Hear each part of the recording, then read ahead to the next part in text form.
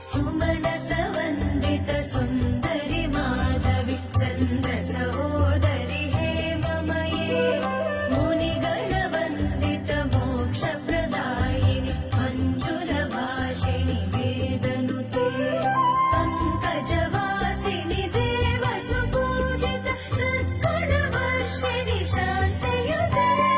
जय जय हे मधुसूदन कामिनि आदिलक्ष्मि सदा